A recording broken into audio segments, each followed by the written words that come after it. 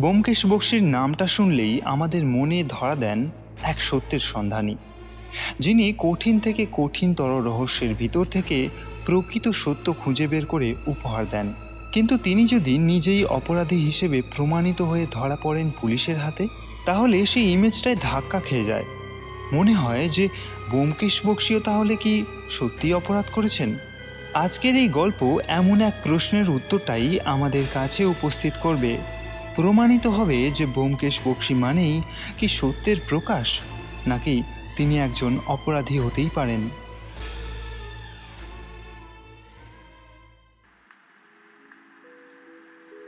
আমাদের বাড়ির সামনের রাস্তাটা খুব একটা চওড়া নয়।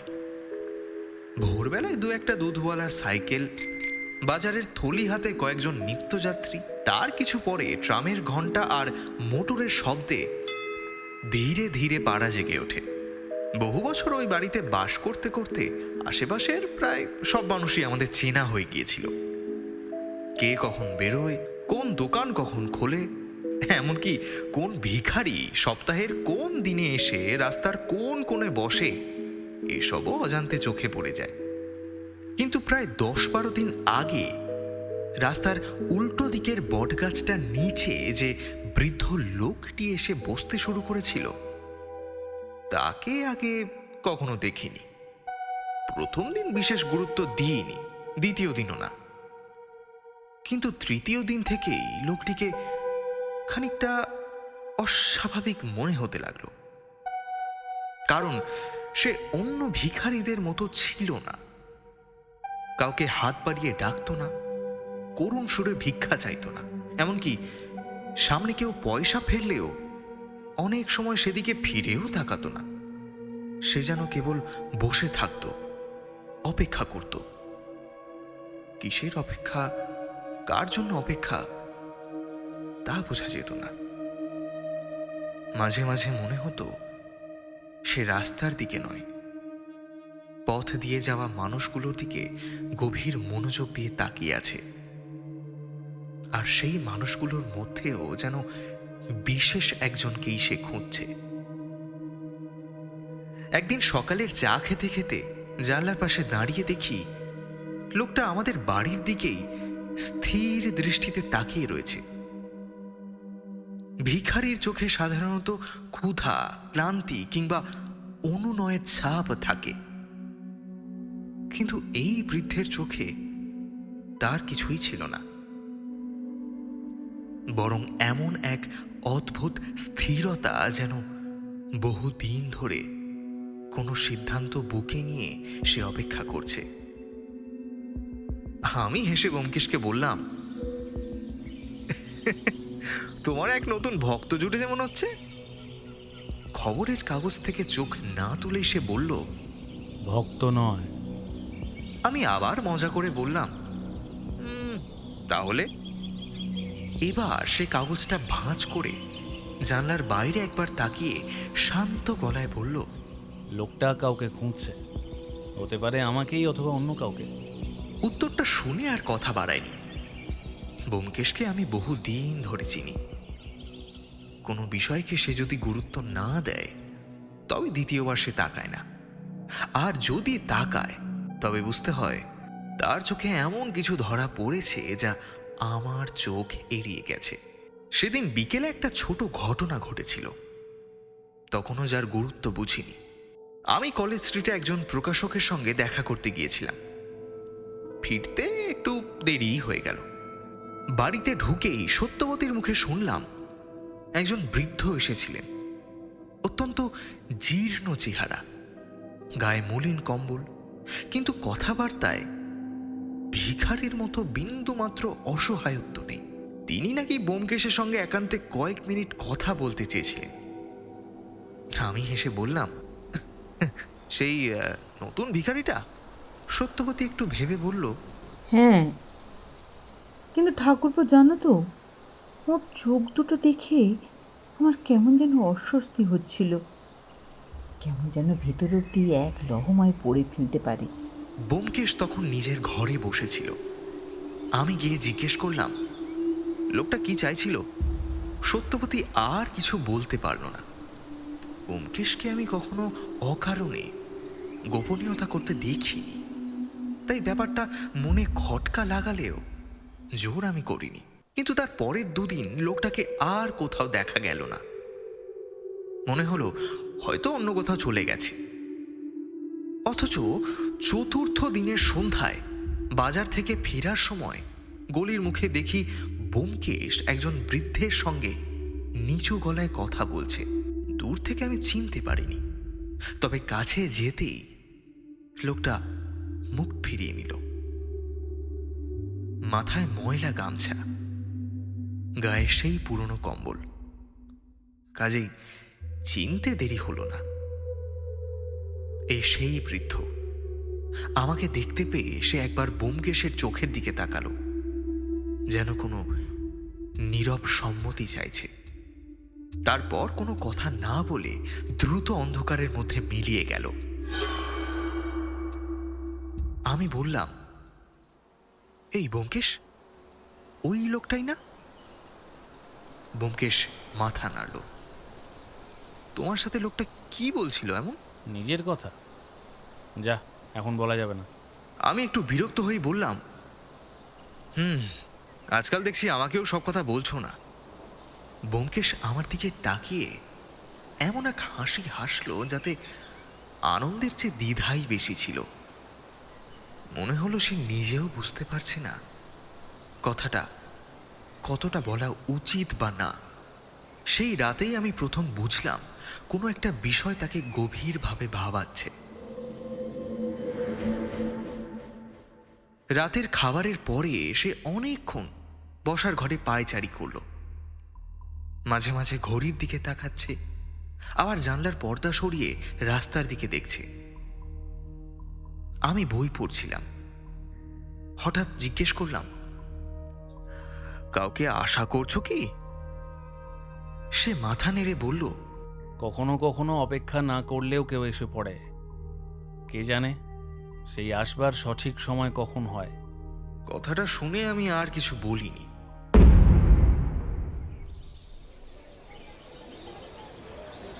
পরদিন ভোরে ঘুম ভাঙল রাস্তায় অস্বাভাবিক কোলাহলে। প্রথমে ভেবেছিলাম হয়তো কোনো দুর্ঘটনা ঘটেছে। জানলা খুলে দেখি রাস্তার উপরে বেশ ভিড় জমে গেছে। কয়েকজন দোকানদার দোকান খোলার আগেই ভিড়ের মধ্যে ঢুকে পড়েছে। একজন মহিলা মুখে আঁচল চাপা দিয়ে বিড়বিড় করছেন। কৌতূহলী লোকজন বটগাছটার চারপাশে গোল হয়ে দাঁড়িয়ে আছে। আমি ব্যোমকেশকে ডাকতে যাব, দেখি সে ইতিমধ্যেই পোশাক পরে দরজার কাছে দাঁড়িয়ে শুধু বলল, চলো। যা ভয় করেছিলাম, কিন্তু যা ঘটবে বলে আগেই বুঝেছিলাম, সেটা ইতিমধ্যেই ঘটে গেছে। আমি দ্রুত নিচে নেমে ভিড় ঠেলে সামনে পৌঁছাতেই বুকের ভেতরটা হঠাৎ কেঁপে উঠল। বটগাছের নিচে একজন মানুষ পড়ে আছে, মুখটা পাশ ফিরে, গায়ে সেই পুরনো কম্বল, সেই বৃদ্ধ। প্রথম দর্শনে তাকে মৃত বলে মনে হলো না, যেন যেন গভীর ঘুমে আচ্ছন্ন। আশেপাশের লোকজনও তাই বলছিল, কিন্তু ব্যোমকেশ একটাও কথা বলল না। ধীরে ধীরে এগিয়ে গিয়ে বৃদ্ধের পাশে হাঁটু গেড়ে বসল। কবজিতে হাত রেখে নাড়ি দেখল, তারপর খুব আস্তে চোখের পাতা তুলে আবার নামিয়ে দিল। শেষে কম্বলটা গুছিয়ে দিল, যেন মৃত মানুষটির শেষ সম্মানটুকু রক্ষা করছে। উঠে দাঁড়িয়ে সে শুধু জিজ্ঞেস করল, পুলিশে খবর দেওয়া হয়েছে? ভিড়ের লোকেরা প্রায় সকলেই আমাদের চিনত। তারা জানালেন যে পুলিশে খবর দেওয়া হয়েছে এবং পুলিশ শীঘ্রই এসে পড়বে। আমি কৌতূহল সামলাতে না পেরে বললাম, কিছু বুঝলে? ব্যোমকেশ কিছুক্ষণ মৃতদেহটার দিকে তাকিয়ে রইল, তারপর অত্যন্ত নিচু গলায় বলল, এই মৃত মানুষের চোখে লেখা আছে যে এই মানুষটা মরার আগে খুব ভয় পেয়েছিল, কারণ খুনিকে তিনি খুন হওয়ার আগে চিনতে পেরে গিয়েছিলেন। আমি মৃতদেহের দিকে তাকিয়ে কিছুই বুঝতে পারলাম না, কিন্তু ব্যোমকেশ আর একটি কথাও বলল না।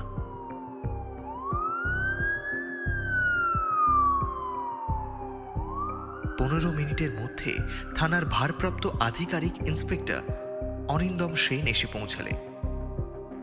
ব্যোমকেশকে দেখে নমস্কার করে বললেন, আপনি আছেন যখন একবার দেখুন না, সকাল সকাল এসব খুনের ঘটনা এই অঞ্চলে ঘটবে এটা তো ভাবাই যায় না, আরে বিশেষ করে আবার আপনার বাড়ির এত কাছে। তামশাই, এই ব্যাপারে আমাদের পুলিশ বিভাগকে কিছু কি সাহায্য করতে পারেন?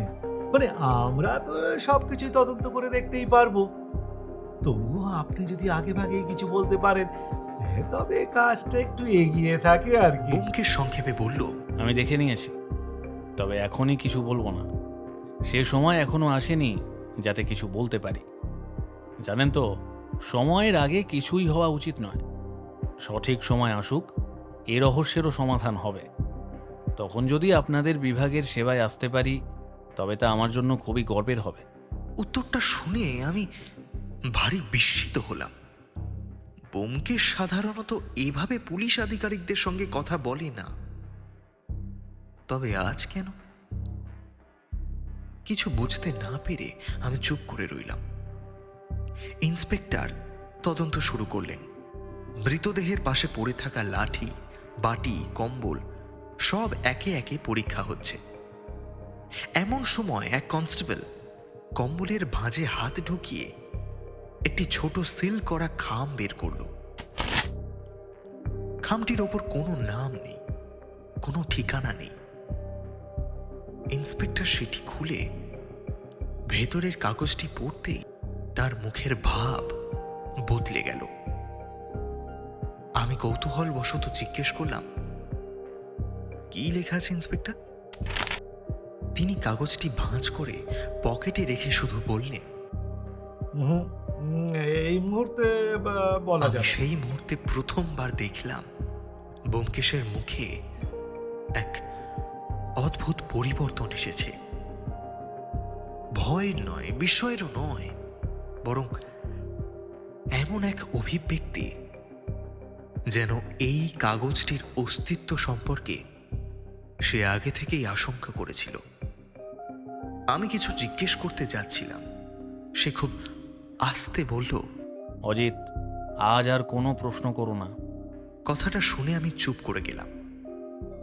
কিন্তু সেই মুহূর্ত থেকেই আমার মনে দৃঢ় বিশ্বাস জন্মালো, বৃদ্ধ মানুষটির মৃত্যু দিয়ে রহস্যে শুরু হয়নি, বরং এই মৃত্যুই বহু দিন ধরে লুকিয়ে থাকা এক গভীর অন্ধকারের পর্দা সরিয়ে দিল। আর ব্যোমকেশ সেই অন্ধকারের অস্তিত্ব আগেই জেনেও আমাকে কিছু বলেনি। কেন বলেনি? সেই প্রশ্নটাই সেদিন থেকে আমার মনকে ভারী অস্থির করে তুলল। পুলিশি তদন্তের কাজ সেদিন সকালেই শেষ হয়ে যায়নি, বরং মৃতদেহটি ময়না তদন্তে পাঠানোর পর থেকেই যেন ঘটনাটা এক অদৃশ্য গতিতে এগোতে শুরু করলো। ইন্সপেক্টর অরিন্দম সেন চলে যাওয়ার আগে ব্যোমকেশকে শুধু বলেছিলেন, শুনুন, আপনাকে হয়তো একবার থানায় আসতে হতে পারে। কথাটা ছিল ভদ্র, কিন্তু তার আড়ালে একটা আনুষ্ঠানিকতার শীতলতা স্পষ্ট ছিল। আমরা বাড়ি ফিরে এলেও ব্যোমকেশের আচরণে কোনো পরিবর্তন দেখলাম না। সে যেন প্রতিদিনের মতোই পোশাক বদলে টেবিলের সামনে বসে রইল। আমি বারবার ভাবছিলাম, বৃদ্ধ লোকটা কে ছিল? কেন সে বারবার আমাদের বাড়ির দিকে তাকিয়ে থাকত? কেন ব্যোমকেশ তার সঙ্গে গোপনে দেখা করছিল? আর সবচেয়ে বড় কথা, মৃতদেহের পাশে পাওয়া সেই চিঠিতে এমন কি লেখা ছিল যা পুলিশ প্রকাশ করতে চাইল না? প্রশ্নগুলো একটার সঙ্গে আরেকটা জড়িয়ে মাথার ভেতর ঘুরছিল। অথচ ব্যোমকেশকে দেখে মনে হচ্ছিল সে যেন অনেক দূরের কোনো হিসাব করছে। দুপুরের খাবারের সময়ও সে প্রায় কিছুই খেল না। আমি শেষ পর্যন্ত ধৈর্য হারিয়ে বললাম, এই তুমি সব খুলে বলো তো, লোকটা কে ছিল? ব্যোমকেশ অনেকক্ষণ চুপ থেকে বলল, আমি যদি এখন সব বলি তাহলে একজন খুনি বেঁচে যাবে। সন্ধ্যার কিছু আগে থানার একজন কনস্টেবল এসে খবর দিলেন ইন্সপেক্টর অরিন্দম সেন ব্যোমকেশকে অবিলম্বে থানায় যেতে বলেছেন। খবরটি প্রকাশিত হলেও আমার বুকের ভেতরটা হালকা কেঁপে উঠল। কিন্তু ব্যোমকেশ যেন আগেই প্রস্তুত ছিল। সে ধীরে ধীরে কোটটা গায়ে চাপালো, টেবিলের ওপর রাখা পাইপটা একবার হাতে নিয়ে আবার রেখে দিল।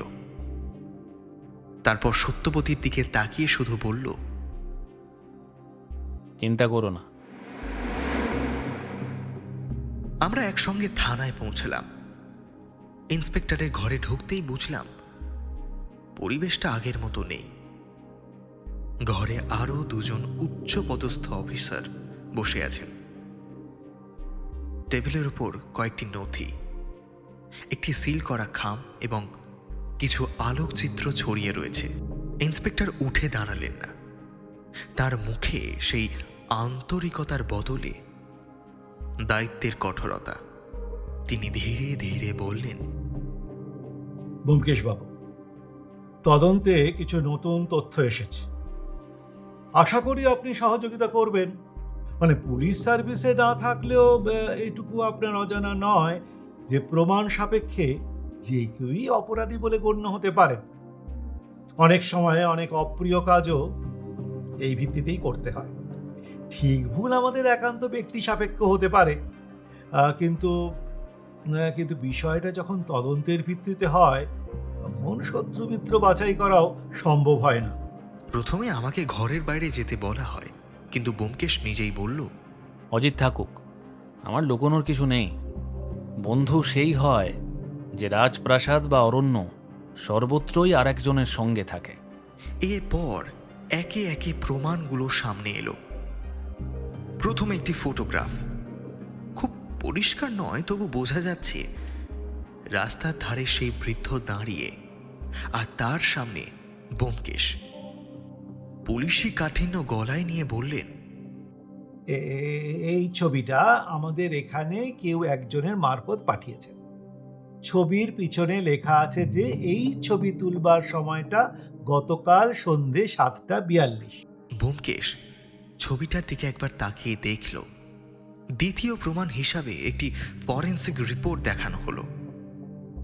মৃত ব্যক্তির কম্বলের ভেতর থেকে উদ্ধার হওয়া খামের উপর ব্যোমকেশের আঙুলের ছাপ মিলেছে। আমি উত্তেজিত হয়ে বললাম, এতে কি প্রমাণ হয়? তিনি যদি লোকটার সঙ্গে দেখা করেই থাকেন, ছাপ তো থাকতেই পারে। ইন্সপেক্টর মাথা নেড়ে বললেন, সেটাই প্রথমে আমরাও ভেবেছিলাম, কিন্তু আরো একটা বিষয় আছে। এই মৃত ব্যক্তির জামার কলারের ভেতরের অংশেও একই আঙ্গুলের ছাপ পাওয়া গেছে, এমন ভাবে যেন কেউ তাকে শক্ত হাতে ধরে রেখেছিল। আমার আর ধৈর্য রইল না। অসম্ভব, সম্পূর্ণ অসম্ভব। আমি বলে উঠলাম, দেখুন, কেউ ইচ্ছে করে সব করছে। ইন্সপেক্টর দীর্ঘশ্বাস ফেলে বললেন, আমরাও সেই সম্ভাবনাটা উড়িয়ে দিচ্ছি না, কিন্তু এখনো পর্যন্ত যা প্রমাণ আছে তা আমাদের অন্যদিকে ভাবতে দিচ্ছে না। তারপর তিনি টেবিলের ড্রয়ার খুলে সেই সিল করা চিঠিটা বের করলেন। এবার তিনি সেটি আমাদের সামনে পড়ে শোনালেন। চিঠিতে লেখা ছিল, যে মানুষটির হাতে আমি আমার শেষ বিশ্বাস সমর্পণ করলাম, যদি তারই হাতে আমার মৃত্যু ঘটে, তবে জানবেন সত্যকে বিশ্বাস করা আমার সবচেয়ে বড় ভুল ছিল। নিচে কোনো নাম নেই, শুধু একটি ইংরেজি অক্ষর বি। ঘরের মধ্যে মুহূর্তের জন্য এমন নীরবতা নেমে এলো যেন সবাই একসঙ্গে নিঃশ্বাস নিতে ভুলে গেছে।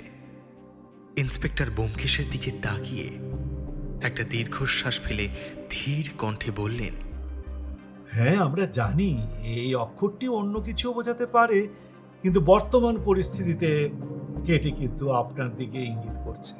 আমি ব্যোমকেশের দিকে তাকালাম। মনে হচ্ছিল সে এখনই উঠে দাঁড়িয়ে সব ব্যাখ্যা করে দেবে। সে নিশ্চয়ই বলবে বৃদ্ধ লোকটা কে ছিল, কেন দেখা করতে এসেছিল এবং কেন চিঠিতে এমন লেখা ছিল। কিন্তু আমার বিস্ময়ের সীমা রইল না যখন সে সম্পূর্ণ শান্ত গলায় শুধু বলল, আমি এ বিষয়ে কোনো মন্তব্য করব না। ইন্সপেক্টর অরিন্দম বাবু ঠিক আমার মতোই অবাক হয়ে বললেন,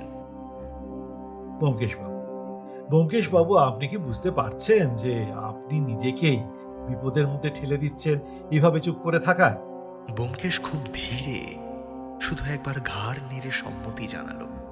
অরিন্দম বাবুর ঘর থেকে বেরিয়ে আসার পর আমি আর নিজেকে সামলাতে পারলাম না। থানার করিডোরেই বললাম, তুমি কি করছো? হ্যাঁ, তুমি কি পাগল হয়ে গেছো? তুমি যদি সত্যিটা জানো তাহলে কেন বলছো না? ব্যোমকেশ আমার কাঁধে হাতে রেখে বলল, অজিত, সব সত্য সঙ্গে সঙ্গে বলা যায় না। এই পৃথিবীর কোনো জেলখানা সত্যকে বদলে দিতে পারে না। সত্যমেব জয়তে। আমি বললাম, তুমি তুমি তাহলে কি করবে? সে কিছুক্ষণ আমার দিকে তাকিয়ে থেকে বলল, আমি কিছুই করব না। এবার কাজটা তোমার।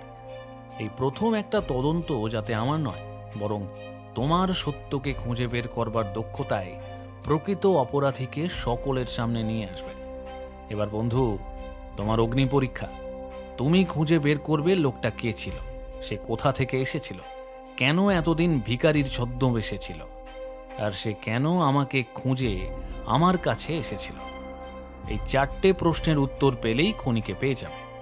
আমি তিক্ত গলায় বললাম, তুমি তাহলে ইচ্ছে করে আমাকে কিছু বলছো না, তাই না? ব্যোমকেশ শান্তভাবে উত্তর দিল, আমি যদি আজ সব বলে দিই, তাহলে যার বিরুদ্ধে আমরা লড়ছি সে কালই অদৃশ্য হয়ে যাবে।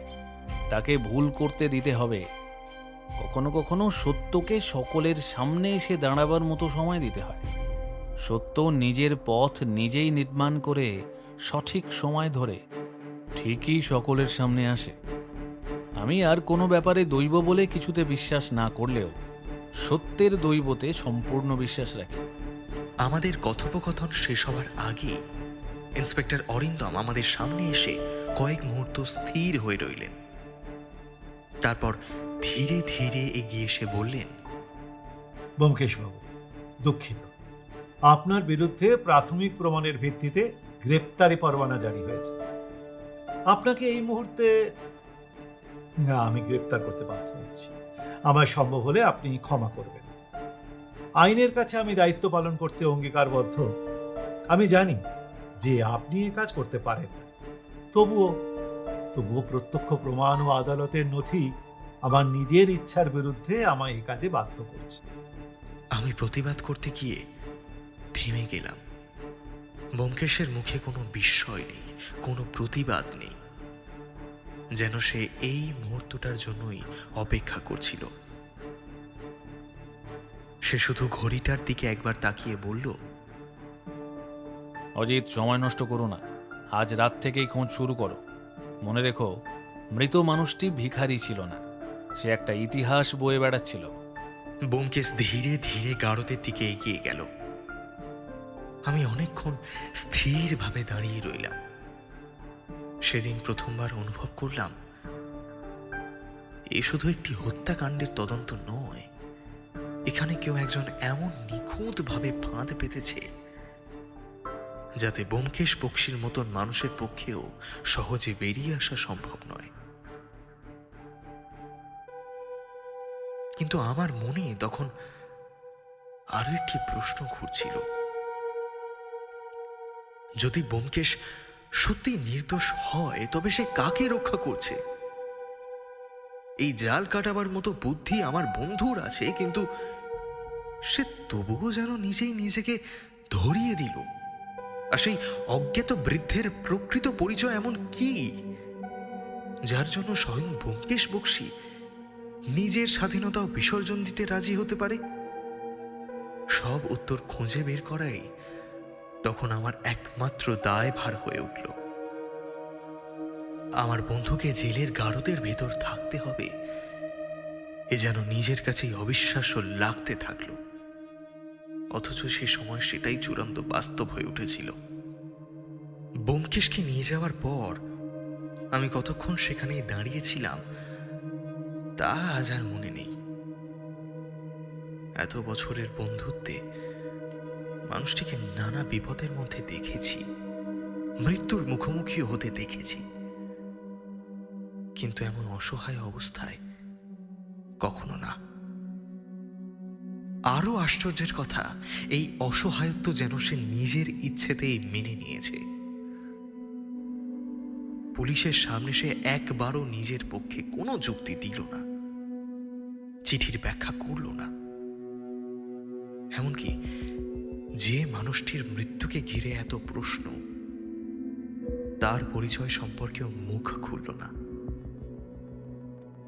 যেন নিজের বিরুদ্ধে ওঠা অভিযোগের চেয়ে অন্য কোনো বিষয় তার কাছে অনেক বেশি গুরুত্বপূর্ণ।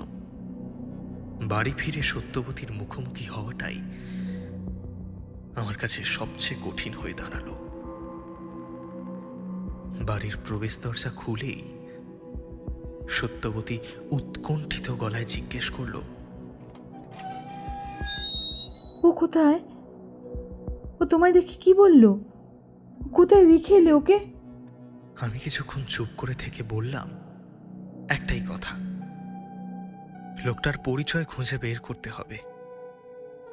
সত্যবতী বিস্মিত হয়ে আমার মুখের দিকে তাকিয়ে রইলেন, কিন্তু কথাটা বলতে গিয়েই আমি টের পেলাম আমার নিজের গলায়ও বিশ্বাসের দৃঢ়তা নেই। ব্যোমকেশকে আমি চিনি, তবু এবার তার নীরবতার কারণ আমি নিজেও বুঝতে পারছি না।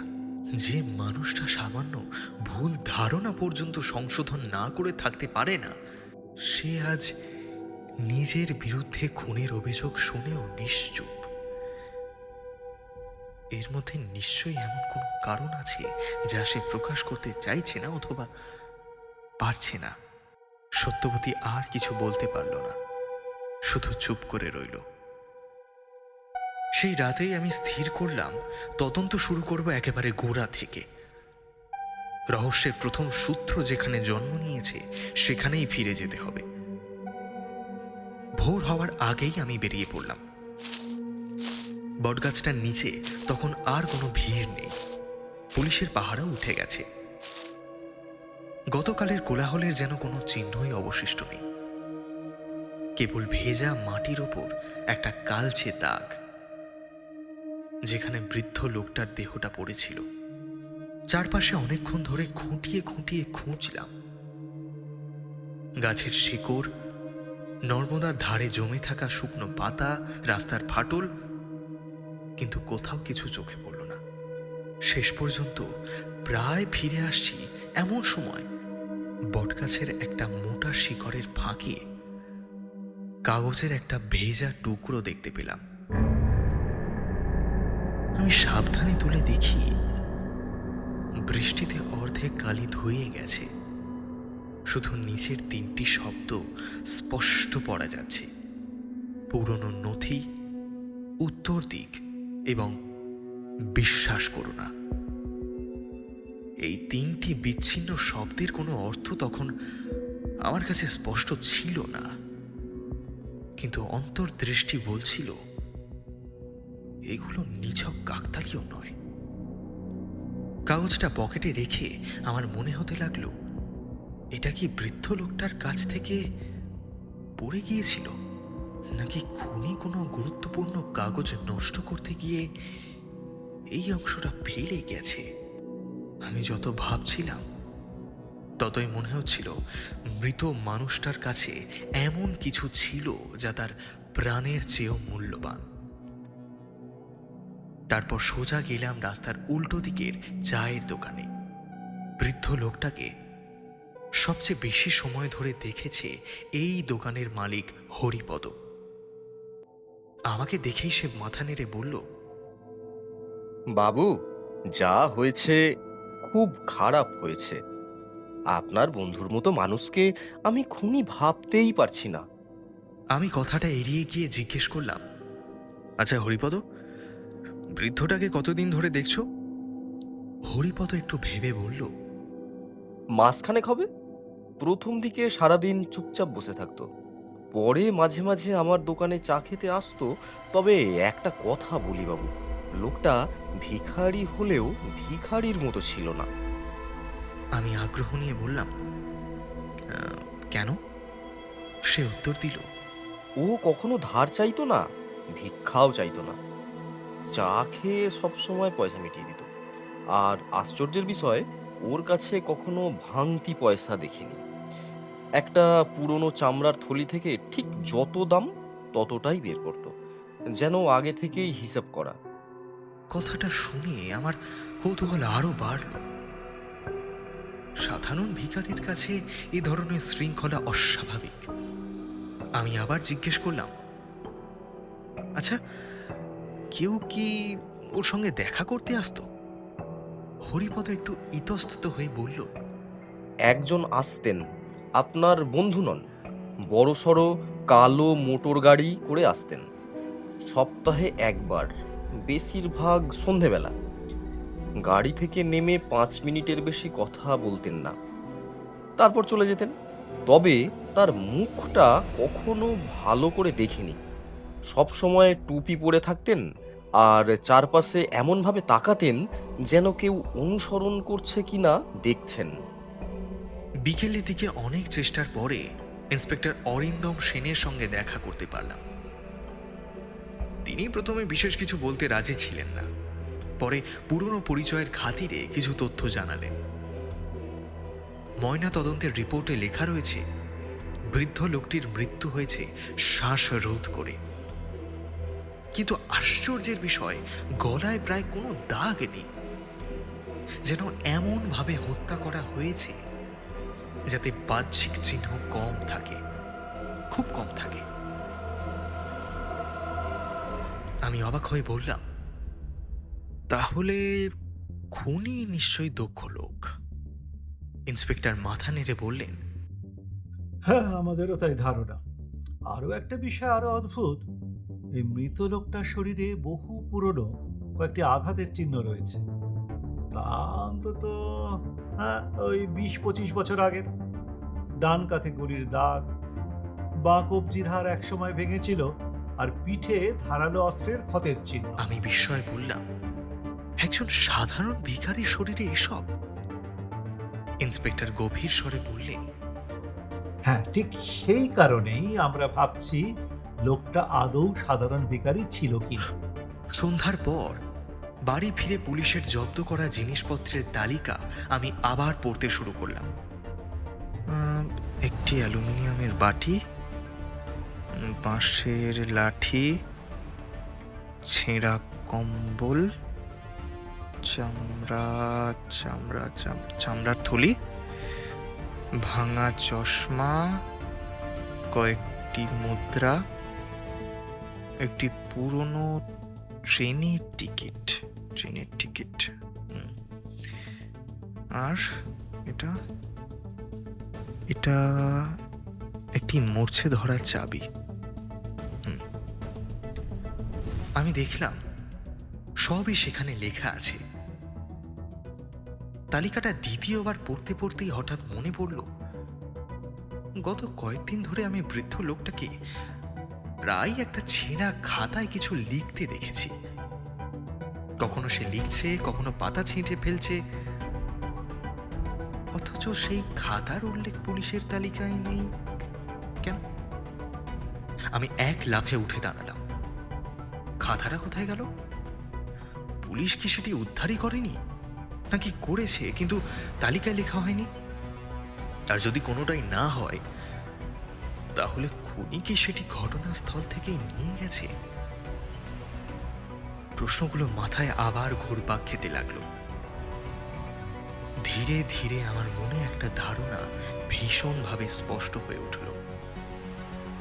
খুনের আসল উদ্দেশ্য হয়তো বৃদ্ধ মানুষটিকে হত্যা করা নয়, বরং তার কাছে থাকা কোনো তথ্য, কোনো নথি বা কোনো গোপন দলিল উদ্ধার করা। রাত তখন প্রায় 10:30। হঠাৎ দরজায় কড়া নাড়ার শব্দ হলো। দরজা খুলে দেখি বছর 12-র একটি মেয়ে দাঁড়িয়ে, মুখে স্পষ্ট ভয়। সে জিজ্ঞেস করলো, আপনি কি অজিত বাবু? আমি হ্যাঁ বলতেই সে পকেট থেকে খুব যত্ন করে ভাঁজ করা একটা কাগজ বের করে আমার হাতে দিল। বলল, একজন বুড়ো কাকা আমাকে এটা দিয়েছিলেন। বলেছিলেন যদি উনি আর না ফেরেন অথবা মারা যান, তাহলে যেন আমি এটা আপনাকে দিয়ে যাই। আমি উৎকণ্ঠিত হয়ে জিজ্ঞেস করলাম, এটা তোমাকে কখন দিয়েছিল মা? 3 দিন আগে। কাগজটা খুলে দেখি ভেতরে মাত্র একটি লাইন লেখা, যদি আমি মারা যাই আমার নাম খুঁজবেন না। যে নামটা সবাই ভুলে গেছে সেটাই খুঁজবেন। নিচে কোনো স্বাক্ষর নেই, শুধু সেই একই অদ্ভুত অর্ধবৃত্তাকার চিহ্ন। কাগজটা হাতে নিয়ে অনেকক্ষণ চুপ করে বসে রইলাম। হঠাৎ ব্যোমকেশের সেই কথাটা আমার কানে যেন আবার ভেসে এলো। লোকটা যেই নামে পরিচয় দিয়েছিল সেটাও তার আসল নাম নয়। সেই মুহূর্তে প্রথমবার আমার মনে হলো আমরা একজন খুনির খোঁজ করছি না, আমরা খুঁজছি একজন মৃত মানুষের হারিয়ে যাওয়া পরিচয়। আর সেই পরিচয়ই হয়তো এমন এক গোপন ইতিহাসের দরজা খুলে দেবে যা প্রকাশ পেলে শুধু একটি হত্যাকাণ্ডের নয়, বহু বছরের চাপা পড়ে থাকা এক ভয়ঙ্কর সত্যেরও মুখোশ খুলে যাবে। সারা রাত আমার আর ঘুম এলো না। বৃদ্ধ লোকটি রেখে যাওয়া ছোট্ট কাগজখানা বারবার পড়েও আমি তার অর্থ উদ্ধার করতে পারলাম না। আমার নাম খুঁজবেন না, যে নামটা সবাই ভুলে গেছে সেটাই খুঁজবেন, কথাটা যেন ধাঁধার মতো বারবার মাথার ভেতর ঘুরছিল। ভোরের দিকে হঠাৎ মনে পড়ল, চায়ের দোকানদার হরিপদ বলেছিল বৃদ্ধের কাছে সবসময় একটা পুরনো চামড়ার থলি থাকত। পুলিশের জব্দ করা জিনিসের তালিকায় থলির উল্লেখ আছে বটে, কিন্তু তার ভেতরে থাকা জিনিসগুলোর বিবরণ অত্যন্ত সংক্ষিপ্ত। তার চেয়েও বড় কথা, যে ছেঁড়া খাতায় লোকটিকে প্রায় কিছু লিখতে দেখেছি তার কোনো উল্লেখ নেই। অভিজ্ঞতা থেকে জানি, একজন মানুষ যদি দীর্ঘদিন নিজের পরিচয় গোপন করে বেঁচে থাকে তবে তার কাছে সবচেয়ে মূল্যবান জিনিস হয় টাকা নয়, তথ্য। আর তথ্য যদি হঠাৎ অদৃশ্য হয়ে যায় তাহলে ধরে নিতে হবে সেটাই হত্যার আসল কারণ। ব্যোমকেশের সেই কথাটাও মনে পড়ছিল। লোকটা একটা ইতিহাস বয়ে বেড়াচ্ছিল। ইতিহাস? একটি ভিখারির জীবনের সঙ্গে ইতিহাসের কি সম্পর্ক থাকতে পারে? যত ভাবছিলাম ততই অনুভব করছিলাম আমরা আসলে ভুল প্রশ্নের উত্তর খুঁজছি। কে খুন করেছে তার আগে আমাদের জানতে হবে কেন একজন মানুষকে এত বছর নিজের পরিচয় লুকিয়ে ভিখারি সেজে থাকতে হয়েছিল।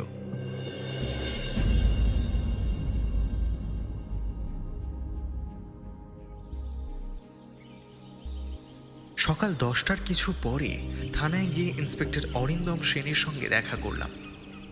আগের দিনের তুলনায় মানুষটিকে অনেক বেশি ক্লান্ত দেখাচ্ছিল।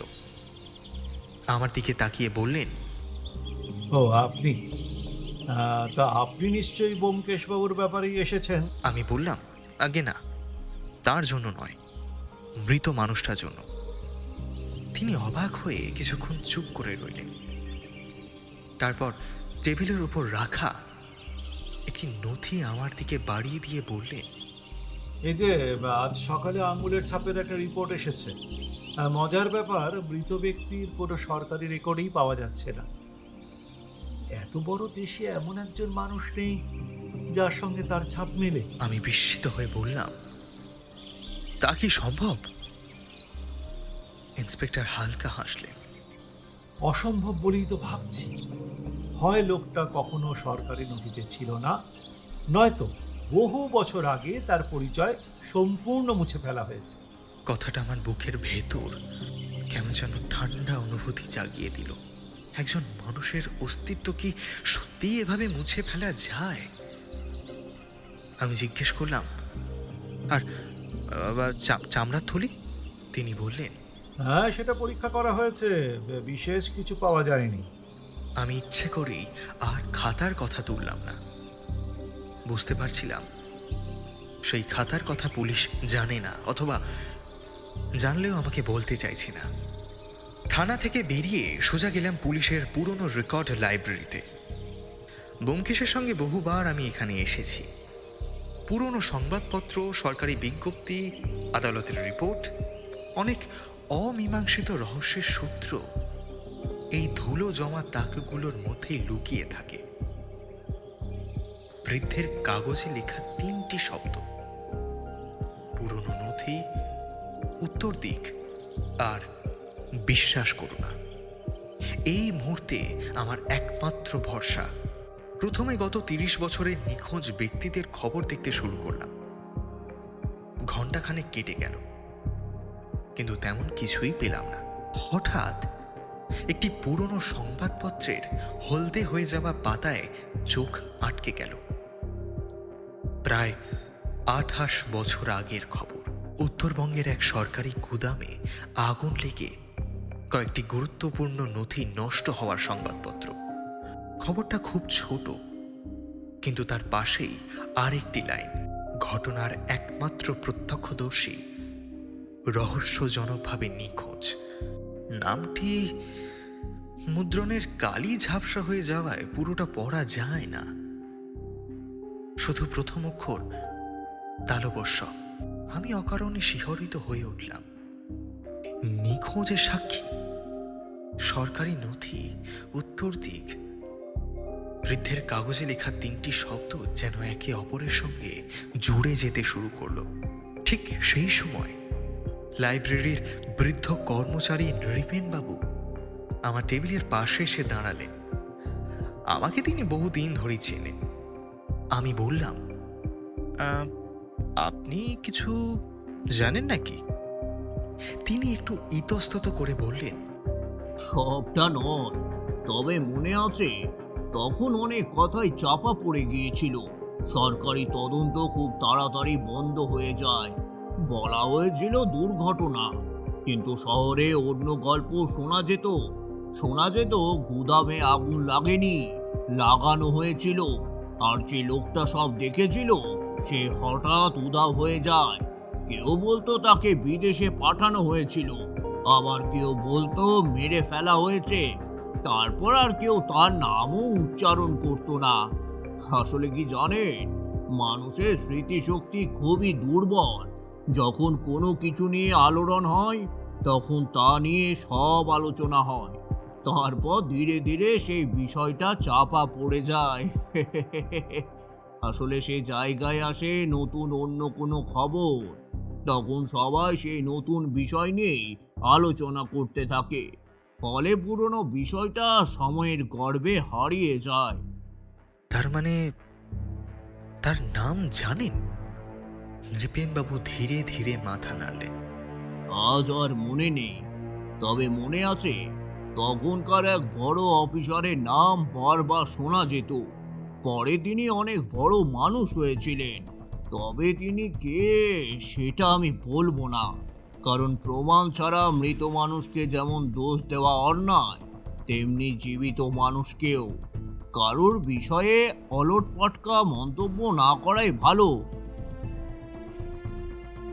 লাইব্রেরি থেকে বেরিয়ে আসার সময় মনে হচ্ছিল অন্ধকার ঘরের মধ্যে কেউ যেন এক মুহূর্তের জন্য দেশলাই জেলে আবার নিভিয়ে দিয়েছে।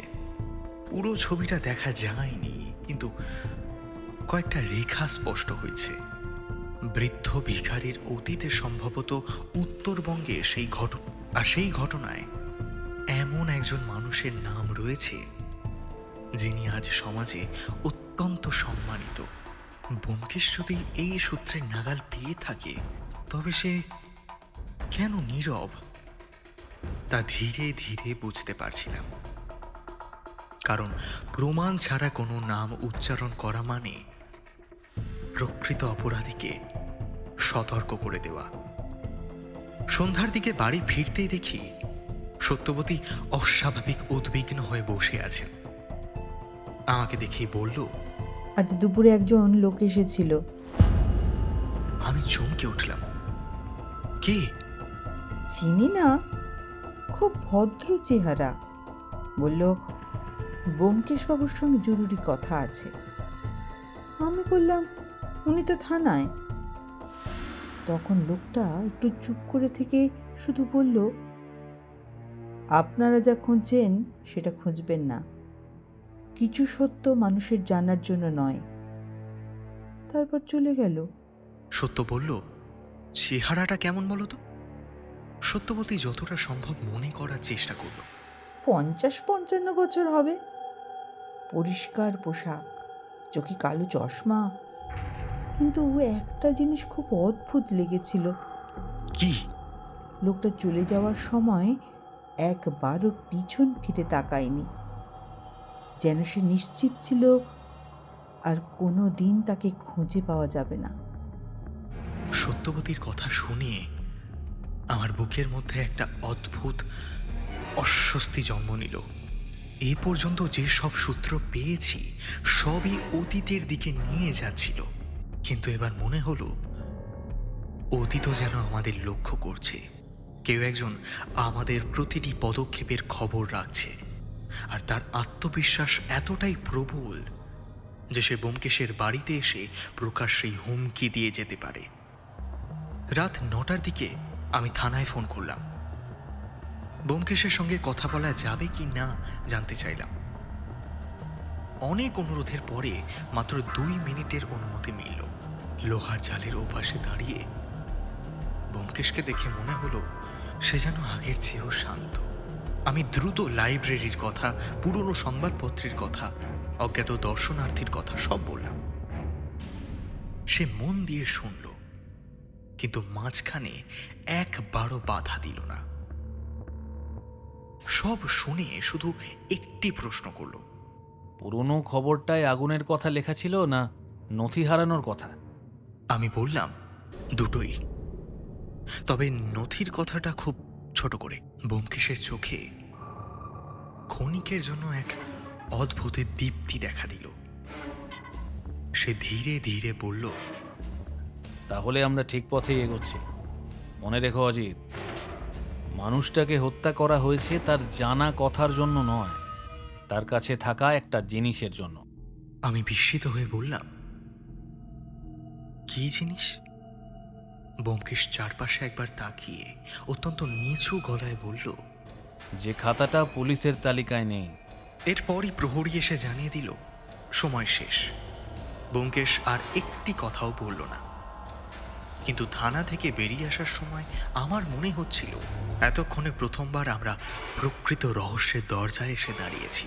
খুনির লক্ষ্য কোনো মানুষ ছিল না, ছিল একটি খাতা, আর সেই খাতার পাতার মধ্যেই হয়তো লুকিয়ে আছে এমন একটি সত্য যার জন্য একজন মানুষকে 3 দশক ভিখারির ছদ্মবেশে বেঁচে থাকতে হয়েছে, আর একজন মানুষকে নিজের নির্দোষিতা প্রমাণ না করেই কারাগারে থাকতে হয়েছে। সেদিন রাতে থানার লোহার জালের ওপাশে দাঁড়িয়ে ব্যোমকেশের শেষ কথাগুলো বারবার আমার কানে বাজছিল। খুনির লক্ষ্য মানুষ নয়, খাতাটা। কথাটা আমি যত ভাবছিলাম ততই বুঝছিলাম এতক্ষণ আমি ভুল জায়গায় দাঁড়িয়ে তদন্ত করছি। আমার ধারণা ছিল বৃদ্ধ লোকটার কাছে থাকা খাতাটা হয়তো একটা সাধারণ ডায়েরি, কিছু ব্যক্তিগত স্মৃতি, কয়েকটা নাম ঠিকানা কিংবা জীবনের টুকরো টুকরো অভিজ্ঞতা লেখা। কিন্তু ব্যোমকেশের চোখের ভাষা অন্য কথা বলছিল। সে যদি সত্যি শুধুমাত্র একটা খাতার জন্য নিজের নির্দোষিতা প্রমাণ করার সুযোগ ছেড়ে দিতে পারে, তবে সেই খাতার মূল্য নিশ্চয়ই অসাধারণ। বাড়ি ফিরে আমি নিজের ঘরের দরজা বন্ধ করে টেবিলের উপর সাদা কাগজ বিছিয়ে গত কয়েকদিনের প্রতিটি ঘটনাকে সময়ের ক্রমে সাজাতে শুরু করলাম।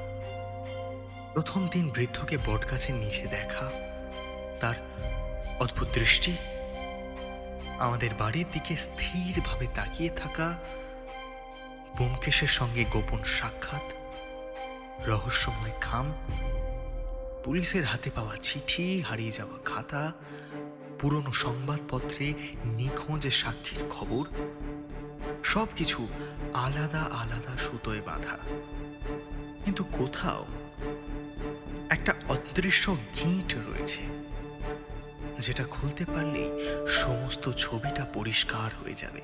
ব্যোমকেশকে আমি যতদিন চিনি ততদিন একটা জিনিস শিখেছি, সে কখনো অকারণে কোনো সূত্র ছেড়ে দেয় না। তার প্রতিটি কথারই একটা নির্দিষ্ট উদ্দেশ্য থাকে। তাই সে যখন বিশেষভাবে খাতাটার কথা বলছে, তখন ধরে নিতেই হবে রহস্যের কেন্দ্রবিন্দু সেটাই। আমার সামনে তখন একটাই প্রশ্ন, খাতাটা গেল কোথায়? পুলিশের হাতে নেই, মৃত লোকটার কাছেও নেই, অথচ খুনি সেটার জন্যই হত্যা করেছে। তার মানে খুনের পরেও কেউ একজন খাতাটা নিয়ে অদৃশ্য হয়েছে। আমার মাথা কাজ করছে না। পরদিন সকালেই আমি আবার বটগাছটার দিকে গেলাম। কয়েকদিন আগেও যে জায়গায় মানুষের ভিড় লেগে গেছিল এবং একজন মানুষের মৃতদেহ পড়েছিল, আজ সেখানে যেন স্বাভাবিক জীবন ফিরে এসেছে। দোকান খুলেছে, রিক্সা চলছে, রাস্তার কোলাহল আগের মতোই। শুধু বটগাছের দিকে তাকালেই মনে হচ্ছিল তার শিকড়ের নিচে এখনো যেন অদৃশ্য হয়ে পড়ে আছে সেই বৃদ্ধের নিথর দেহ। আমি চারপাশে হাঁটাহাঁটি করছি, এমন সময় একজন রিক্সাওয়ালা আমাকে লক্ষ্য করে এগিয়ে এলো। সে ইতস্তত করে জিজ্ঞেস করলো, আপনি কি ওই বুড়ো লোকটার ব্যাপারে খোঁজ খবর করছেন বাবু? মানে ওই বুড়ো ভিখারিটা যে খুন হলো? আমি হ্যাঁ বলতেই সে বলল, একদিন ভোরবেলা আমি ওরে স্টেশন পর্যন্ত নিয়ে গিয়েছিলাম, তবে ট্রেনে ওঠেননি বাবু। প্ল্যাটফর্মে অনেকক্ষণ দাঁড়ায় আসছিলেন। তারপর একজন ভদ্রলোক আইসা কথা বলতে শুরু করেন। অনেকক্ষণ ধরে ওর যেন কি বোঝাচ্ছিলেন। শেষে বুড়ো কাকারে খুব রেগে যেতে দেখেছিলাম। আমি আগ্রহ নিয়ে জানতে চাইলাম, লোকটাকে চিনতে পারবে? সে মাথা নেড়ে বলল, চেহারাটা তো ভালো মনে নাই বাবু, তবে তবে একটা জিনিস চোখে পড়েছিল। ডান হাতে রূপোর মোটা আংটি, তার মধ্যে নীল রঙের পাথর বসানো ছিল। আলোয় পাথরটা খুব ঝলমল করছিল বাবু। কথাটা শুনে প্রথমে খুব সাধারণ তথ্য বলেই মনে হলো, কিন্তু ব্যোমকেশের কাছেই শিখেছি অনেক সময় সবচেয়ে তুচ্ছ তথ্যটাই তদন্তের মোড় ঘুরিয়ে দেয়। আমি রিক্সাওয়ালার নাম ঠিকানা লিখে রাখলাম। মনে হলো পরে আবার হয়তো তার সঙ্গে কথা বলতে হবে। রিক্সাওয়ালার বর্ণনা আমাকে সোজা স্টেশনে নিয়ে গেল। ভোরের সেই ঘটনার কোনো প্রত্যক্ষদর্শী এখনো পাওয়া যায় কিনা সেই আশায় অনেকের সঙ্গে আমি কথা বললাম। বেশিরভাগই কিছু মনে করতে পারল না। কিন্তু শেষ পর্যন্ত এক অল্প বয়সের কলি আমার কথা শুনে বললেন, লোকটাকে মনে আছে, একজন ভিখারি হলেও কেমন যেন একটা, অমন ভিখারি ভিখারি বলে মনে হয়নি কোনোদিন। বেশিরভাগ সময় চুপচাপ দাঁড়িয়ে উত্তরমুখী লাইনের দিকে তাকিয়ে থাকতো, যেন কারোর জন্য অপেক্ষা করছে। আমি উৎসুক হয়ে জিজ্ঞেস করলাম, তারপর তারপর কি হয়েছিল? সেই কলি কিছুক্ষণ ভেবে বললেন, হ্যাঁ, একজন ভদ্রলোক এলেন, হাতে চামড়ার ব্যাগ, দুজনের মধ্যে নিচু গলায় অনেকক্ষণ কথা হলো। আমি খুব দূরে ছিলাম, তাই সব শুনতে পাইনি। তবে একটা সময় বুড়ো লোকটা রাগে প্রায় চিৎকার করছিল, আর আমি যেটা শুনতে পেয়েছিলাম যে তিনি ওটা দেবেন না। ওটা মানে যে কি সেটা অবশ্য বুঝতে পারিনি। তারপর ভদ্রলোক চলে গেলেন। বুড়ো মানুষটা প্ল্যাটফর্মের এক কোণে বসে অনেকক্ষণ মাথা নিচু করেছিলেন। মনে হচ্ছিল তিনি খুব বড় কোনো সিদ্ধান্ত নিয়ে ফেলেছেন। আমি আর কোনো প্রশ্ন করতে পারলাম না, কারণ আমার মাথায় তখন কেবল একটি শব্দ ঘুরছে, ওটা। কি ছিল সেই ওটা? হারিয়ে যাওয়া খাতা, কোনো সরকারি নথি, নাকি এমন কিছু যার কথা এখনো আমরা কেউই জানি না? সেই কলিও আর কিছু বলতে পারলেন না, কিন্তু তার কথার মধ্যে একটা জিনিস স্পষ্ট হয়ে উঠল। মৃত্যুর আগে বৃদ্ধ লোকটার উপর কেউ প্রচণ্ড চাপ সৃষ্টি করছিল। দুপুরের দিকে বাড়ি ফিরে দেখি সত্যবতী উদ্বিগ্ন হয়ে বসে আছে। আমাকে দেখে একটা পুরনো খাম হাতে দিল, তারপর বলল, এই আজ সকালে ডাক বাক্সে এটা পাওয়া গেছে। কোনো ডাক টিকিট নেই, কেউ নিশ্চয়ই হাতে করে রেখে গেছে। খাম খুলে দেখি ভেতরে একটা সাদা কাগজ, তাতে মাত্র একটি লাইন। যে খাতাটা খুঁজছেন সেটা মৃত মানুষের কাছে ছিল না। নিচে সেই একই অদ্ভুত অর্ধবৃত্তাকার চিহ্ন। আমি কয়েক মুহূর্ত নির্বাক হয়ে বসে রইলাম। যেই এই চিঠি লিখে থাকুক, সে শুধু আমাদের তদন্তের খবর জানে তা নয়, আমাদের প্রতিটি পদক্ষেপের উপর নজরও রাখছে।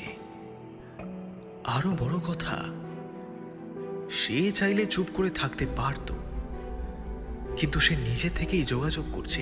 কেন? আমাদের বিভ্রান্ত করার জন্য, নাকি ইচ্ছে করেই তদন্তকে একটা নির্দিষ্ট পথে নিয়ে যেতে চাইছে? ব্যোমকেশ থাকলে কি করত? উত্তরটা খুব পরিষ্কার। সে কখনোই চিঠির বক্তব্যকে সত্য ধরে নিত না, বরং সে খুঁজত চিঠিটা কে লিখেছে, কেন লিখেছে, আর এই মুহূর্তে লিখতেই বা কেন হলো তাকে। অনেক সময় উত্তর কথার মধ্যে থাকে না, উত্তর লুকিয়ে থাকে কথাটা বলার উদ্দেশ্যের মধ্যে। বিকেলের দিকে থানায় গিয়ে ইন্সপেক্টর অরিন্দম সেনের সঙ্গে দেখা করলাম। আমাকে দেখেই তিনি বললেন, আপনার জন্য একটা নতুন খবর আছে। তার গলায় উত্তেজনার আভাস ছিল। একটি টেবিলের ড্রয়ার খুলে তিনি পুরনো বিবর্ণ ফটোগ্রাফ আমার সামনে রাখলেন। ছবিতে ৩০-৩৫ বছরের এক যুবক সোজা হয়ে দাঁড়িয়ে আছে, পরনে সরকারি কর্মচারীর পোশাক, চোখে মুখে অদ্ভুত আত্মবিশ্বাস। আমি প্রথমে বিশ্বাসই করতে পারলাম না। এ তো সেই বৃদ্ধ মানুষটা হতেই পারে না। আমার কথা শুনে ইন্সপেক্টর শান্তভাবে বললেন, আমাদেরও প্রথমে তাই মনে হয়েছিল, কিন্তু ফরেনসিক বিশেষজ্ঞরা মুখের হাড়ের গঠন মিলিয়ে দেখেছেন বয়সের পরিবর্তন ধরলে মিল যথেষ্ট। আমি ছবিটা হাতে নিয়ে উল্টে দেখলাম, পিছনে কালি দিয়ে লেখা শুধু দুটি অক্ষর SR। এর বেশি কিছু নয়, না কোনো পুরো নাম, না কোনো তারিখ। আমি জিজ্ঞেস করলাম, এটা এটা কোথায় পেলেন? ইন্সপেক্টর বললেন, ওই একটা পুরনো সরকারি ফাইলের মধ্যে। কিন্তু মজার বিষয় হলো, ছবির সঙ্গে যে মূল নথিটা থাকার কথা ছিল সেটা বহু বছর আগেই নিখোঁজ হয়ে গেছে। কথাটা শুনে লাইব্রেরিতে পড়া সেই সংবাদপত্রের খবরটা মুহূর্তে মনে পড়ে গেল। সরকারি গুদামে আগুন, গুরুত্বপূর্ণ নথি উধাও, একমাত্র প্রত্যক্ষদর্শীর নিখোঁজ হয়ে যাওয়া। এবার আমার মনে হলো, এতদিন আলাদা আলাদা মনে হওয়া ঘটনাগুলো ধীরে ধীরে একই বিন্দুতে এসে মিলছে। থানা থেকে বেরিয়ে বাড়ি ফেরার পথে হঠাৎ মনে হলো, এতদিন আমরা খুনিকে খুঁজছিলাম, অথচ প্রকৃত রহস্যটা অন্য জায়গায়। যদি বৃদ্ধ লোকটাই সেই বহু বছর আগে নিখোঁজ সাক্ষী হন, তাহলে তিনি এতদিন কোথায় ছিলেন? কেন তিনি নাম পরিচয় গোপন করে ভিখারির জীবন কাটিয়েছেন? আর সবচেয়ে বড় কথা, এত বছর পর তিনি হঠাৎ ব্যোমকেশকে কেন খুঁজে বার করলেন? ব্যোমকেশ নিশ্চয়ই তার মুখে এমন কিছু শুনেছিলেন যা এখনো আমাকে জানায়নি। হয়তো সেই কারণেই সে পুলিশের সামনে নীরব থেকেছে। হয়তো কোনো জীবিত মানুষের নিরাপত্তার জন্য, কিংবা এমন কোনো প্রমাণের জন্য যা এখনো সঠিক সময়ের অপেক্ষায় আছে। রাত গভীর হয়ে এসেছিল। নিজের নোটগুলো আবার একবার পড়তে পড়তেই হঠাৎ চোখ আটকে গেল একটা সামান্য তথ্যের ওপর। বৃদ্ধ লোকটা সবসময় গাছের উত্তর দিকের শিকড়টার কাছেই বসত। প্রথম দিন পাওয়া ছেঁড়া কাগজে লেখা ছিল উত্তর দিক। আবার স্টেশনের কুলিও বলেছিল লোকটা বারবার উত্তরমুখী লাইনের দিকে তাকিয়েছিল। উত্তর, এটা কি সত্যি শুধু একটি দিক নির্দেশ করছে, নাকি অন্য কিছু? কোনো জায়গার নাম, কোনো কোড, কোনো নথির পরিচয়? এই ভাবনাটা মাথায় ঘুরতেই হঠাৎ দরজায় কড়া নাড়ার শব্দ হলো। দরজা খুলে দেখি বাইরে কেউ নেই। দোরগোড়ায় পড়ে আছে ছোট্ট একটি কাঠের বাক্স।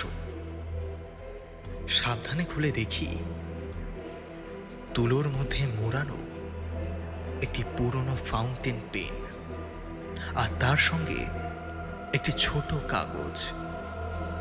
কাগজে লেখা খাতা নেই, কিন্তু যে হাতে খাতা লেখা হয়েছিল সেই হাতে স্মৃতি এখনো বেঁচে আছে। আমি বিস্মিত হয়ে কলমটা হাতে তুলে নিলাম। প্রথম দর্শনে সাধারণ একটি পুরনো কলম, কিন্তু ঢাকনার ভেতরের দিকে খুব সূক্ষ্ম অক্ষরে খোদাই করা দুটি ইংরেজি বর্ণ SR, ঠিক সেই একই আদ্যক্ষর যা কয়েক ঘন্টা আগে মৃত বৃদ্ধের পুরনো ছবির পেছনে দেখেছি। আমার বুকের ভেতরটা ধক করে উঠল। এটা কি নিছক কাকতালীয়, নাকি কেউ ইচ্ছে করেই আমাকে এমন এক পথের দিকে নিয়ে যাচ্ছে যার শেষ প্রান্তে রয়েছে সেই হারিয়ে যাওয়া খাতা, আর তার পাতার মধ্যে লুকিয়ে আছে এমন এক সত্য যার জন্য একজন মানুষ 30 বছর ধরে নিজের নাম, পরিচয়, সম্মান সবকিছু বিসর্জন দিয়ে বেঁচেছিল। রাতটা আর ঘুমোতে পারলাম না। টেবিলের ওপর পাশাপাশি রাখা ছিল 3টি জিনিস: মৃত বৃদ্ধের লেখা সেই ছোট্ট চিরকুট SR খোদাই করা ফাউন্টেন পেন, আর আমার নিজের হাতে লেখা গত কয়েকদিনের তদন্তের নোট। অনেকক্ষণ ধরে কলমটা হাতে নিয়ে বসে থাকতে থাকতে হঠাৎ একটা অদ্ভুত বিষয় চোখে পড়ল। কলমটির নিব স্বাভাবিকের তুলনায় অনেক মোটা। আমি কৌতূহলবশত আস্তে করে নিবের অংশটা ঘুরিয়ে খুলতেই ভেতর থেকে একটা সরু করে গোটানো একটি পাতলা কাগজ বেরিয়ে এলো। এত ছোট করে ভাঁজ করা যে বাইরে থেকে বোঝার উপায়ই ছিল না। কাগজ খুলে দেখি হাতে আঁকা একটি মানচিত্র, খুব সাধারণ কয়েকটি দাগ, একটি বটগাছের চিহ্ন, একটি পুরনো গুদাম ঘর, আর নিচে লেখা উত্তরের ঘর, মেঝের তৃতীয় পাথর, আর তার নিচে আরো একটি বাক্য, যদি আমি বেঁচে না থাকি ব্যোমকেশ বুঝবে। সেই মুহূর্তে প্রথমবার উপলব্ধি করলাম বৃদ্ধ লোকটি খাতাটা নিজের কাছে রাখেনি। সে জানত তাকে অনুসরণ করা হচ্ছে, তাই আসল জিনিসটি বহু আগেই লুকিয়ে রেখেছিল, আর তার অবস্থানের সূত্র রেখে গিয়েছিল এমন একটি জায়গায় যা কেবল একজন সতর্ক অনুসন্ধানকারীই খুঁজে পাবে। ভোর না হতেই আমি ইন্সপেক্টর অরিন্দম সেনকে নিয়ে মানচিত্রে দেখানো জায়গায় পৌঁছালাম। শহরের উপকণ্ঠে বহু বছর ধরে পরিত্যক্ত একটি সরকারি গুদাম। চারদিকে আগাছা, ভাঙা দেওয়াল, ছাদের অর্ধেক অংশ ধসে পড়েছে। মানচিত্রের নির্দেশ মেনে উত্তর দিকের ছোট ঘরটায় ঢুকে মেঝের তৃতীয় পাথরটা তুলতে নিচে লোহার একটা চ্যাপ্টা বাক্স দেখা গেল। তালাটা মরচে পড়ে প্রায় গলে গেছে। খুলতেই দেখা গেল ভেতরে কাপড়ে মোড়া একটি পুরনো খাতা, কয়েকটি সরকারি নথির অনুলিপি, কিছু আলোকচিত্র এবং একটি শিলমোহর করা খাম। খাতাটা খুলে কয়েক পাতা পড়তেই সমস্ত রহস্য যেন মুহূর্তের মধ্যেই পরিষ্কার হয়ে গেল। বৃদ্ধ ভিখারির প্রকৃত নাম ছিল শ্রীনিবাস রায়, সংক্ষেপে SR। তিনি প্রায় 30 বছর আগে সরকারের এক গুরুত্বপূর্ণ নথি সংরক্ষণ দপ্তরে কর্মরত ছিলেন। সেই সময় একটি প্রভাবশালী চক্র রাষ্ট্রের মূল্যবান নথি পাচার করছিল। শ্রীনিবাস রায় ঘটনাটা নিজের চোখে দেখেছিলেন এবং সমস্ত তথ্য, সংশ্লিষ্ট ব্যক্তিদের নাম, তারিখ, লেনদেন সব নিজের হাতে এই খাতায় লিখে রেখেছিলেন। কিন্তু সত্য প্রকাশের আগেই গুদামে আগুন লাগিয়ে ঘটনাটাকে দুর্ঘটনা বলে চালিয়ে দেওয়া হয়। তাকে হত্যাও করার চেষ্টা হয়েছিল, কিন্তু কোনো মতে প্রাণে বেঁচে যান তিনি এবং আত্মগোপন করেন।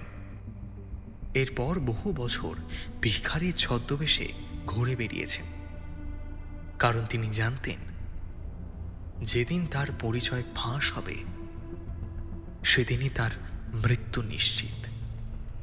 খাতার শেষ কয়েকটি পাতা পড়ে আমার চোখ ঝাপসা হয়ে এলো। সেখানে শ্রীনিবাস রায় লিখেছেন তিনি বহু বছর ধরে কাউকে বিশ্বাস করতে পারেননি। যাদের কাছে সাহায্য চাইতে গিয়েছিলেন তাদের মধ্যেই কেউ কেউ বিশ্বাসঘাতকতা করেছিলেন। অবশেষে অনেক খোঁজখবর নিয়ে তিনি ব্যোমকেশ বক্সির নাম জানতে পারেন। তার বিশ্বাস ছিল এই মানুষটি সত্যের জন্য নিজের জীবন পর্যন্ত বিপন্ন করতে পারে। তাই মৃত্যুর কয়েকদিন আগে তিনি ব্যোমকেশের সঙ্গে দেখা করেন। কিন্তু সেই সময় তার ওপর নজর রাখা লোকেরা বুঝে যায় যে তিনি কার সঙ্গে যোগাযোগ করছেন।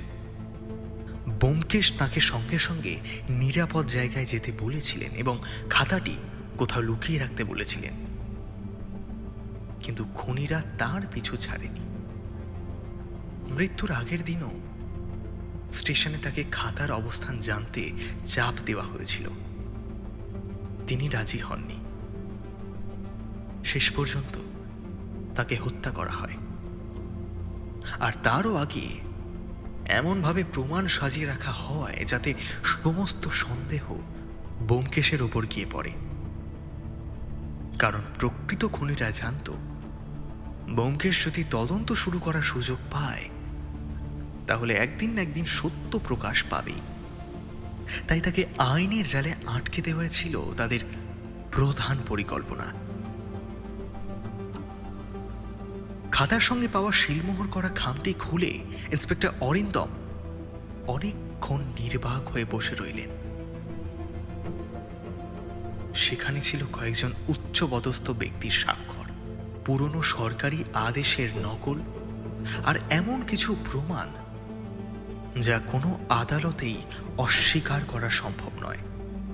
আরো বড় কথা, খাতার শেষ পাতায় শ্রীনিবাস রায় নিজের হাতে লিখে গিয়েছিলেন, আমার মৃত্যুর জন্য শ্রী ব্যোমকেশ বক্সী মহাশয় কোনোভাবেই দায়ী নন, বরং তিনিই আমাকে শেষবার সতর্ক করেছিলেন, যদি আমি মারা যাই তাহলে জানবেন আমি সত্য লুকিয়ে রেখেছি, সত্য বিক্রি করিনি।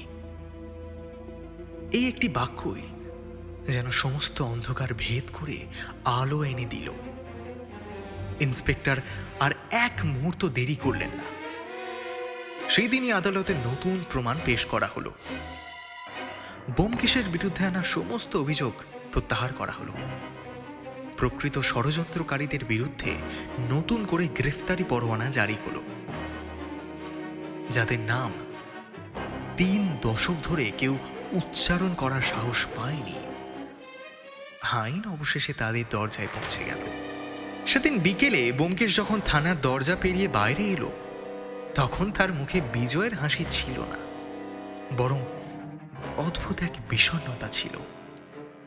আমি বললাম, হ্যাঁ, তাহলে শেষ পর্যন্ত তোমার কথাই সত্যি হলো। সত্যি আমার নয় অজিত, সত্যি সব সময় নিজের পথ খুঁজে নেয়, আমরা শুধু একটু সাহায্য করি মাত্র। তুমি তো প্রথম দিনই সবই বুঝেছিলে, তাহলে আমাকে কিছু বলনি কেন?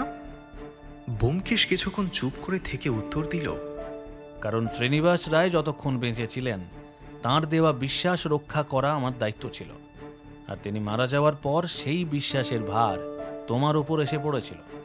আমি যদি পুলিশের সামনে সব বলে দিতাম তাহলে খাতাটা আর কোনো দিনও পাওয়া যেত না। যারা তাকে হত্যা করেছে তারা আগেই সেটাকে ধ্বংস করে ফেলত। কথাগুলো শুনে আমার আর কোনো প্রশ্ন রইল না। এতদিনের সঙ্গেও আমি যেন মানুষটিকে নতুন করে চিনলাম।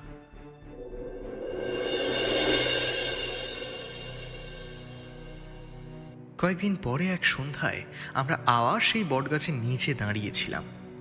পথ চলতি মানুষ অনেকেই জানত না এই গাছের ছায়াতেই এক বৃদ্ধ ভিখারি নীরবে বসে থাকতেন, যার ছেঁড়া কম্বলের আড়ালে লুকিয়েছিল দেশের ইতিহাসের এক বিস্তৃত অধ্যায়।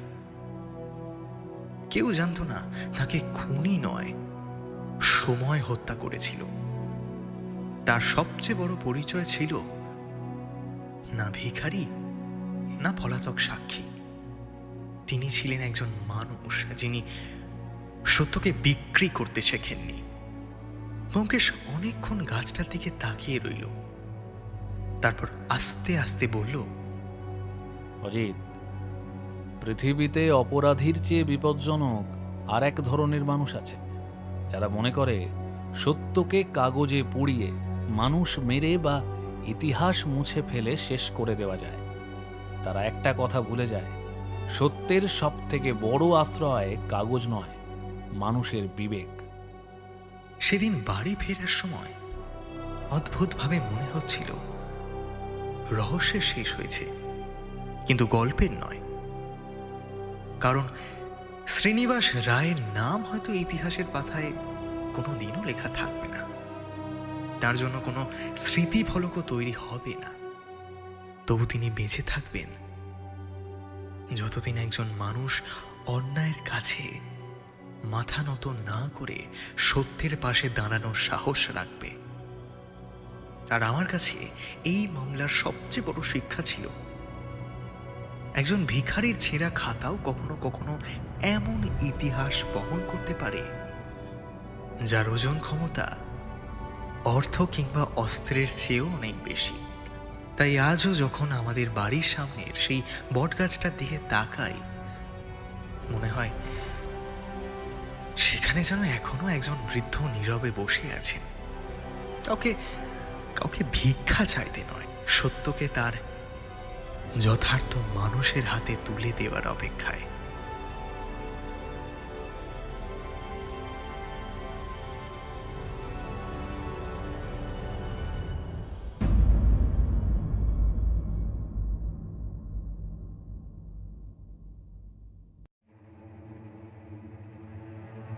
কেমন লাগলো আজকের এই গল্প?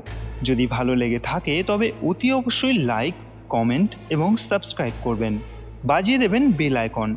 আর যদি ভালো না লাগে তবে করবেন সামান্য অপেক্ষা। আমরা ফিরে আসব আরেকটি ব্যোমকেশ কাহিনী নিয়ে। ততক্ষণ ভালো থাকবেন, সুস্থ থাকবেন।